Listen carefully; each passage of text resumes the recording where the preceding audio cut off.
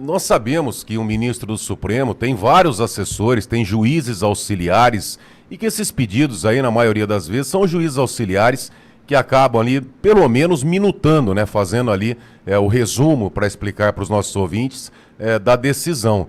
Então, fica difícil acreditarmos que se trata de um erro, né? Não seria, nesse caso, uma perseguição mesmo? Não seria algo, não partiu já para o pessoal essa situação, querendo ali impor o sofrimento de forma objetiva mesmo, uma perseguição ao Daniel Silveira?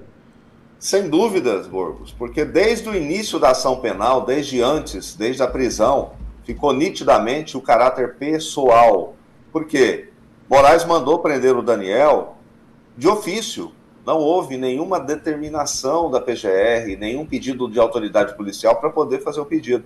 E desde o início, eu estou na ação, nos processos do Daniel relacionados a esse fato, desde 2021. Então eu posso afirmar com todas as letras, a questão é pessoal, não tem nada jurídico, é político e pessoal. Então, o julgamento foi pessoal, ele é a vítima, ele é o carcereiro, agora ele é o diretor do presídio, ele é o secretário a secretária de Secretaria de Administração Penitenciária, ele é o carcereiro, ele é tudo.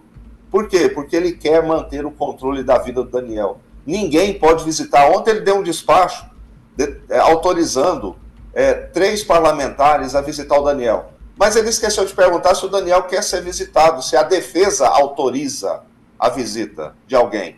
A defesa não foi consultada, né? Então, ademais, esses pedidos foram inoportunos. Por quê? Aí ele deixou de apreciar o embargo dos infringentes e a própria condição para colocar o Daniel no regime domiciliar, porque lá em Petrópolis é muito mais fácil ele sair da casa dele e ir até a clínica, que leva 10, 15 minutos, mas não, ele prefere impor ao Daniel a condição desumana de sair de Petrópolis, igual ele saiu agora pela manhã, a irmã foi buscar, e andar, até agora deve estar no trânsito, chegar para fazer a fisioterapia, submeter a essa sessão de intensa dor física e depois retornar para Magé, quando ele poderia sair da clínica, retornar para a sua casa, ao convívio da sua família que está lá cuidando, a filha cuidando, a irmã, a mãe, a esposa, todo mundo. Então, essa condição reforça ainda mais, Borgos, a situação de pessoalidade. E essa violação da impessoalidade é uma condição para que o Estado seja responsabilizado objetivamente pela indenização ao Daniel Silveira quando nós já estamos planejando essas ações indenizatórias, não serão baratas, porque o Daniel foi torturado, está sendo torturado, e a família, por ricochete ou por tabela, principalmente as filhas, que foram impedidas de conviver com o pai. Então, essa condição de pessoalidade, Borgo, é evidente, clara, e isso ele tem prazer, sadismo, em torturar Daniel Silveira. Parece que é uma obsessão pessoal. Não tem a menor dúvida disso. Doutor Paulo, até onde o senhor pode nos trazer a informação a respeito do sentimento? Como é que está o Daniel Silveira? Como é que ele está fazendo para... uma situação de prisão já é uma situação, nós sabemos que atuamos na área, já é uma situação muito difícil, né?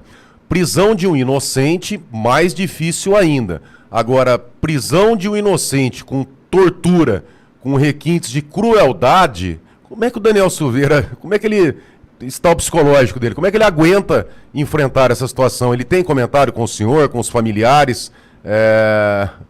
Força em Deus, oração? Como é que ele está aguentando essa situação, doutor? É muita oração, tanto é que eu venho sempre pedindo para as pessoas que a maior ajuda que você está ouvindo aí pode dar ao Daniel Silveira não é questão material, é espiritual. É ajuda espiritual, é oração. Esse é o pedido principal, inclusive da família, do próprio Daniel.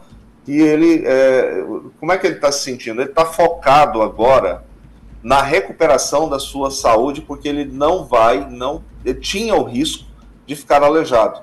Por quê? Porque o atraso na fisioterapia gerou atrofia muscular, gerou muito mais dor, muito mais sofrimento.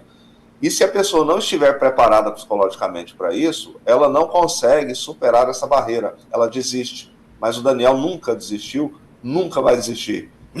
Perdão. Então, essa condição que foi imposta a ele fortaleceu ainda mais a sua condição espiritual.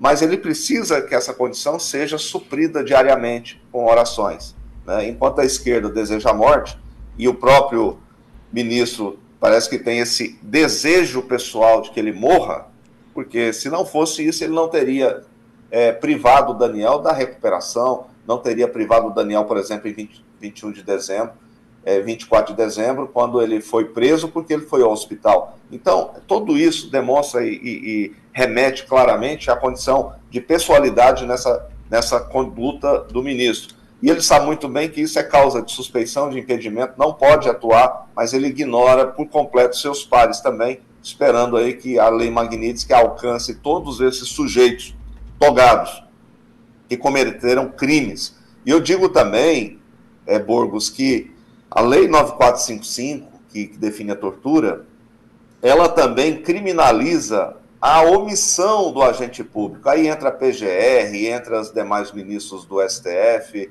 servidores, todos que teriam a obrigação de impedir essa prática da tortura, e aí se calaram, se omitiram. Então, Daniel Silveira ele vai sair muito mais forte, e aí eu digo para vocês que muito breve, em meados de setembro, ele já estará apto a ir ao regime aberto aí, que nós vamos trabalhar toda a parte de revisão criminal para poder anular toda essa vergonha. Isso é uma vergonha para a Suprema Corte. Esses cidadãos acabaram com o que sobrou, que lá Rui Barbosa iniciou lá no século XIX, quando ele criou o Supremo Tribunal Federal. Tudo isso deixa o Estado brasileiro em estado de putrefação moral, ética. É isso que nós precisamos lutar também. Então, Daniel está lutando, agora ele está lutando por sua vida e sua saúde. Sua vida e sua saúde, porque ele deu a vida e a saúde pelo Brasil, e ele está pagando aí com 8 anos e 9 meses de regime fechado por conta disso.